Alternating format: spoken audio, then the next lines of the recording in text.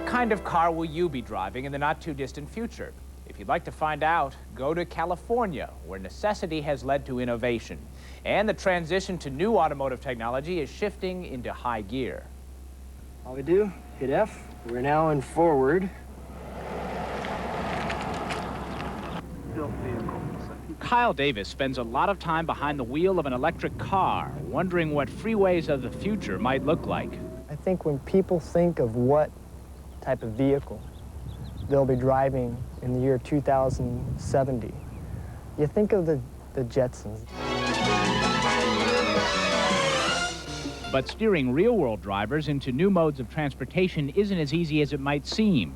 Today's electric cars have limited range and practicality, and alternative fuel vehicles can leave drivers high and dry with no place to fill up.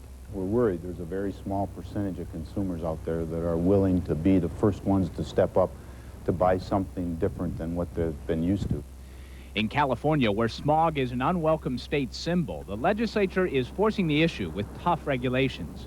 10 years from now, 75% of new cars sold in California must be low-emission vehicles, 15% very low-emission vehicles, and 10% zero-emission vehicles. Strong incentives for Detroit to accelerate the transition to new transportation technologies, like this. It doesn't look much different from a gasoline vehicle. It's a flexible fuel vehicle, or FFV. It can run on either gasoline or methanol, a clean-burning fuel derived from natural gas. The key is a sensor in the fuel line which measures the gasoline-methanol mixture and tells the engine how to burn it.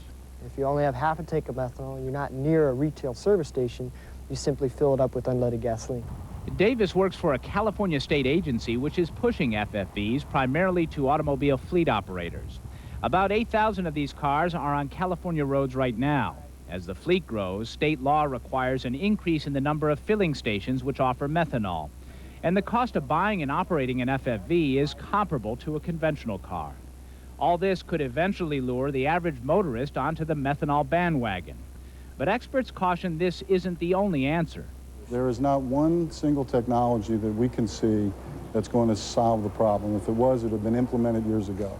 Research and development continues on vehicles which run on ethanol, natural gas, propane, and reformulated gasoline. And many believe electric cars run by better batteries, fuel cells, or the sun are the long-term solution. Because of its terrible air quality, tough environmental regulations, and die-hard car culture, Californians have become the first to test drive the future.